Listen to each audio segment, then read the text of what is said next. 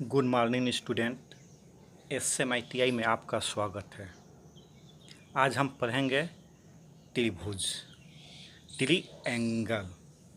त्रिभुज क्या है, त्रिभुज किसे कहते हैं या क्या है। त्रिभुज तीन रेखाओं से घिरी हुई आकृति को त्रिभुज कहते हैं। किसी भी त्रिभुज का क्षेत्रफल निकालने के लिए उसका आधार गुणे ऊंचाई का आधा 1/2 गुणे आधार गुणे ऊंचाई होता है। उसके बाद आता है त्रिभुज के प्रकार। त्रिभुज कितने प्रकार के होते हैं। अब देखिए, समबाहु त्रिभुज। पहला समबाहु त्रिभुज। आइए हम पढ़ते हैं समबाहु त्रिभुज। जिसकी सभी भुजाएं बराबर हो, जिसकी सभी भुजाएं बराबर हो उसे हम समबाहु त्रिभुज कहते हैं। जब सभी भुजाएं बराबर हो जाएगी तो इनके कोण भी आपस में बराबर होंगे। किसी भी त्रिभुज का तीनों अंतःकोणों का योग 180 डिग्री होता है, तो इसलिए 180 डिग्री तो हम 3 भाग में बांटेंगे तो 1 डिग्री का मान 60 होगा। एक कोण का मान 60 डिग्री होगा। तो इसका समबाहु त्रिभुज का क्षेत्रफल निकालने के लिए इसका क्षेत्रफल होता है √3/4 गुणे भुजा स्क्वायर। इसका क्षेत्रफल 3/4 गुणे भुजा स्क्वायर।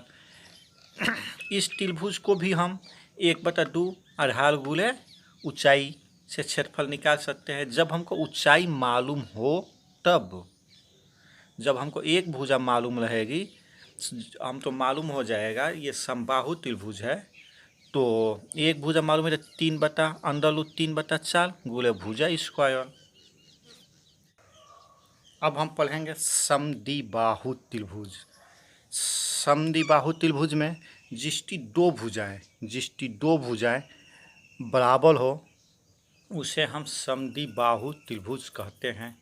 इसका क्षेत्रफल निकालने के लिए आधार जो सब अलग भुजा है, जो बराबर भुजा नहीं है, तो उस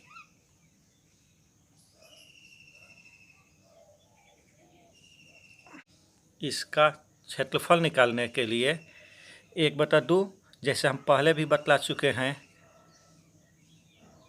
आधार गुणे ऊंचाई। आधार गुणे ऊंचाई होता है 1/2 आधार गुणे ऊंचाई। अब हम विषमबाहु त्रिभुज के बारे में पढ़ेंगे। विषमबाहु त्रिभुज वह त्रिभुज होता है जिसकी तीनों भुजाएं असमान होती है, जिसकी तीनों भुजाएं असमान होती है। इसका भी क्षेत्रफल वही होगा 1/2 आधार गुणे ऊंचाई। जब हमको ऊंचाई मालूम हो तब, ये ऊंचाई हमको मालूम हो तब 1/2 आधार गुणे ऊंचाई। जब हमको आधार नहीं मालूम है, हम तो 3 भुजाएं मालूम है, तो सबसे पहले उसका अर्ध परिमिति निकालेंगे। अर्ध परिमिति यानी आधा परिमाप, परिमाप का आधा।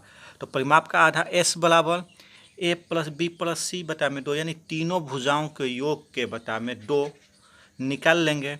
उसके बाद हम कहेंगे हीलोज फार्मूले से S कोष्ठ में S - A, दूसरे कोष्ठ में S - B, तीसरे कोष्ठ में S - C, सभी का अंडर रूट होगा। अब आइए समकोण त्रिभुज के बारे में हम पढ़ते हैं। समकोण त्रिभुज में जिसकी एक भुजा समकोण हो उसे हम समकोण त्रिभुज कहते हैं। समकोण त्रिभुज में जिसकी एक भुजा समकोण हो उसे हम समकोण त्रिभुज कहते हैं, जिसका क्षेत्रफल 1/2 आधार गुणे ऊंचाई होता है। किसी को भी हम आधार ले लेंगे। इन दो समकोण बनाने वाली भुजाओं का गुणनफल का आधा, दो समकोण बनाने वाली भुजाओं का गुणनफल का आधा हमारा समकोण त्रिभुज का क्षेत्रफल होता है। कर्ल निकालने के लिए, ये भुजा निकालने के लिए, कर्ल निकालने के लिए अंडर रूट आधार पर वर्ग गुणे ऊंचाई पर वर्ग होता है।